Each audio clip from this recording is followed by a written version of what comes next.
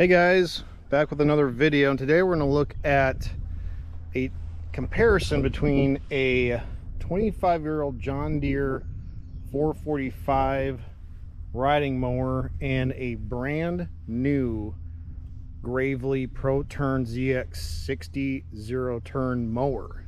I've always wanted to try a zero turn. I've been using these John Deere 445 tractors for a long time, and I just got the itch for a zero turn when a buddy of mine let me borrow his while our tractor was in the shop getting fixed. He has an older, well, not very old, but about a 10-year-old Toro. Well, we went and got this Gravely last month from a local dealership, and it is an awesome machine. However, like I promised, I would give you my honest review of this zero turn and how it compares to this John Deere 445, which is definitely not your average garden tractor. This is a heavy-duty piece of machinery in a compact size. So we're going to go over the pros and cons of each one of these, and of course we're just going to be comparing mowing. I know zero turns are one-trick ponies. They're really just built to mow, nothing else. Where the tractor can, you can attach different implements to them, snow blowers, plows, a 3-point hitch on them. So we're going to keep it a fair comparison on just mowing grass. My first impression using this machine after using the tractors for so long, and you can see we have a lot of grass, acres and acres of grass. I actually use this zero turn at my property, which also has a big yard. This is my dad's property, and we use the tractor here. So one of the first things I noticed when using the zero turn, I use the zero turn at my own property, which is also a very large property. And after using the tractors for so long, I noticed that the ride is definitely a lot bumpier with a zero turn.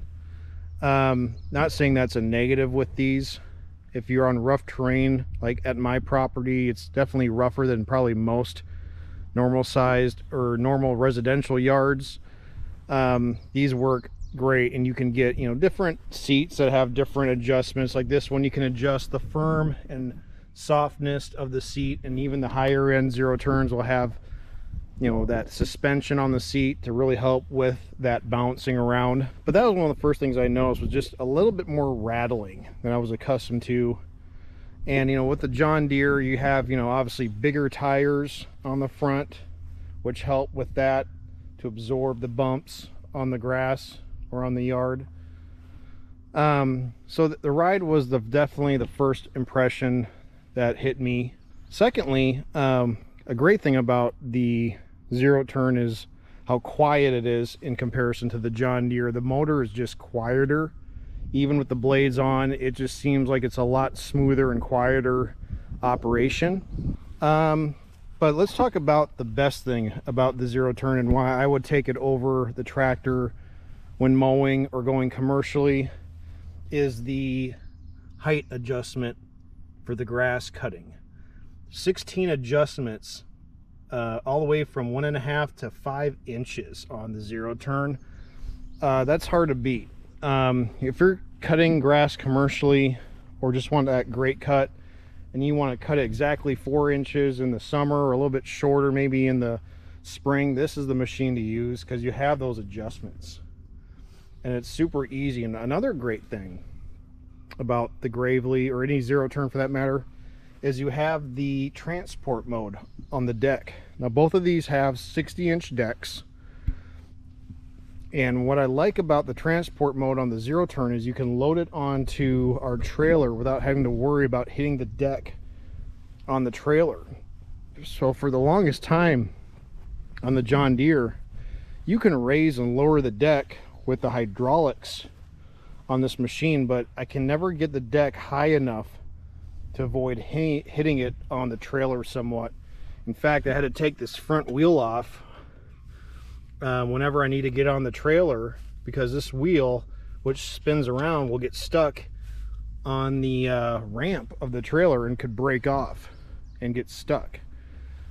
So that's definitely annoying, and that's why I really like the transport mode on the zero turn.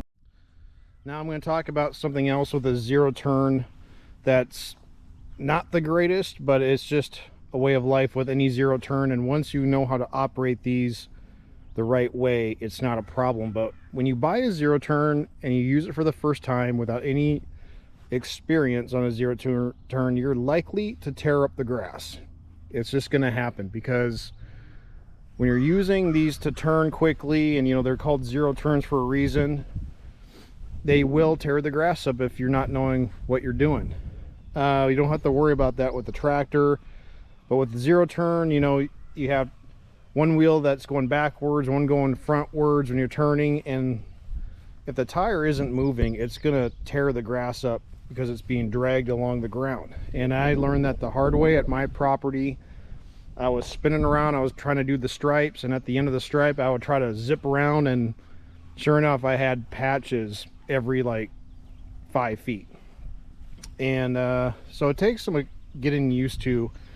Once you use it enough, you will be able to turn and not tear the grass up, because you will have that muscle memory of how to use the sticks in your turns to do it the right way.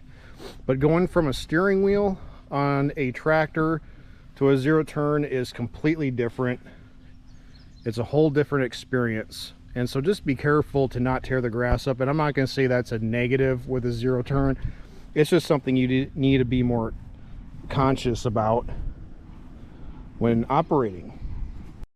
So now we're going to talk about the engines and transmissions of both these machines. This has the Kawasaki FX730V. I think it's rated around the 23 horsepower range. And with zero turns, especially the commercial grade mowers, I'm going to call this a entry-level commercial mower, because it's not the most heavy-duty zero turn you can get out there. You know, Toro, Exmark, Ferris make even way heavier mowers than this, with even heavier duty transaxles. But this is definitely a commercial grade mower with that FX engine and the 3200 Hydro Gear transaxles. What's great about the zero turns is how easy to maintain. You know, you have your oil drain plug here for easy drainage. You got the filter over there for easy access. You know, the motor's pretty much exposed. You got the commercial grade air filter system here. And yeah, I mean, I'm not as familiar with these newer Kawasaki engines. Much more familiar with the older Kawasaki engines in these John Deeres, which is an FD Kawasaki engine. And as far as the engine goes for both of these, I would say the John Deere wins this comparison, because the John Deere has some features with its engine that are just hard to beat. And as you can see, this is fuel injected, which is, you know, having fuel injection in an engine makes a big difference with power delivery, constant or consistent power delivery. It's also liquid cooled. And this one has a steel camshaft. The older style 445s from the 90s, older, you know, earlier 90s models had the plastic camshafts that were prone to breaking, but they went to a steel camshaft. This is a 2001 model with, let's see, it has about 1100, between 1200 and 1100 hours. So these engines can last thousands of hours if properly maintained. And we have 3 of these tractors, so I know how bulletproof they are. Yeah, they also have, you know, the commercial grade air filtration system in here. This one is an all-wheel steer model, so it turns very tight. Has a 6-inch turning radius, which is pretty insane for a tractor. But yeah, no, as far as engines goes, I'm sure this Kawasaki FX motor will last a long time. I just don't know enough about them. And if you guys know more about them, whether they're good motors or not, and why, just comment below. Also, the John Deere has a bigger fuel tank. I think it's 6.5 gallons. This Gravely has a 5-gallon fuel tank, so a little less capacity. I know a lot of these commercial zero turns have 2 tanks, one on both sides. This one only has 1, which is fine. And then, you know, look, other things. I mean, looking at the deck of both machines, you know, the Gravely just looks a little bit heavier duty than the John Deere, but the John Deere is still a heavy duty machine. Don't get me wrong, this thing is a monster at cutting grass. And so, you know, that's kind of the pros and cons of each, and I wouldn't even call them cons necessarily. It's just something you got to be aware of. All right, lastly, we're going to talk about price point. Obviously, there's this isn't a great comparison because one is 25 years old, one's brand new. This zero turn has less than 5 hours, so it is still a brand new machine. But if you were in the market for a machine to mow a large property like this that has acres and acres of grass, I would not hesitate to look for a used 445. You can get these depending on the condition and the hours. Definitely get one with the steel camshaft. Do not get one with the plastic camshaft. Make sure it's a later 90s, early 2000s model. You know, they do make these with the 425 that is not the fuel injected motor, and those are fine too. But if you can find a 445 in decent shape, you know, relatively low hours, expect to, you know, pay between $4,000 or $5,000. If it's exceptionally low hours in exceptional condition, maybe $6,000. But I would expect between that $3,000 and $5,000 range. And if it's in good condition and has been properly maintained, like I said, these can last up to 2,500 hours pretty easily if they're well maintained. So find one with maybe 1,000 hours on it, even if it has 1,500 hours on it, for a good price. You know, you can get the 60-inch deck on it, or a 52 or 54-inch deck, I can't remember. Of course, the 60-inch deck is great, but depending on what your needs are. And then the luxury with that is you can attach snow blowers, plows, other implements to it. You got your hydraulic hookup right here for those attachments. So if you need to do a driveway in the winter time with a blower like we do over here, we got a massive driveway, the tractor is the machine to go with. But since we're only comparing just mowing, if you're just doing mowing and that's all you care about, and you don't need to worry about snow removal or anything, a zero turn is a great option. Now if you're going commercially, you got to get the zero turn, because I've seen people try to run tractors like this commercially, and you can do it, but I think the zero turns are made for the commercial contractors in mind that mow grass for a living. Just the way they're built, the way they're easily able to be maintained back here with quick oil changes, with the commercial air filters, with the transport mode to get it on off a trailer very easily. You know, you can access the belts a lot easier on the zero turn. They're right here on top with that plate, where with a John Deere you're gonna have to take the whole deck off just to get to the belts. So yeah, if you're just mowing grass, but again, the flip side is a brand new zero turn is going to cost you anywhere between $10,000 and $20,000. This one MSRP I think is $11,000, which is actually on the lower end of the spectrum for a commercial grade zero turn. You know, if you're going to get a Toro or Exmark or anything like that, Gravely even makes more heavy duty than this for even more money. So you know, you can buy a zero turn used, and that's up to your discretion, but I think they're fantastic machines. And again, what would I personally choose if I had to choose one or the other? You know, price point is a huge factor.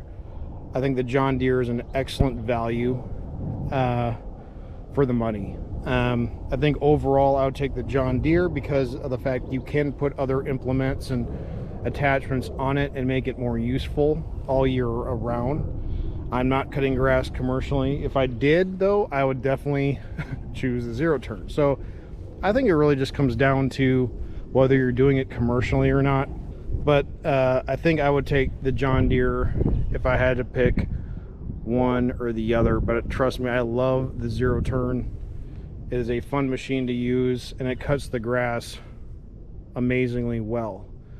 And if I had to go commercially, I would take it in a heartbeat. So but anyways, I just thought I'd do a comparison of these two and kind of the differences. You know, they're completely different machines, and let me know what you guys think. If you had to choose one or the other, what machine you choose. You know, you're spending a lot of money brand new for a machine like this.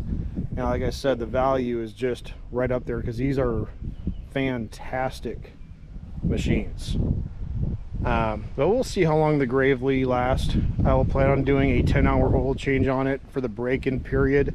It's sitting at about almost 5 hours now. I think it's 4.5. And I'll keep you updated on how this thing works, or how it's working for me at least. But yeah, we're getting into the mowing season, and it's just kind of fun to see what the comparison is between both of these machines, since I get to use both of them each week. And I look forward to using both of them for different reasons. But anyways, that'll do it for today's video, guys. I hope I answered some questions you might have about using a tractor or a zero turn for your mowing needs. If you're doing just mowing, I would definitely go with the zero turn.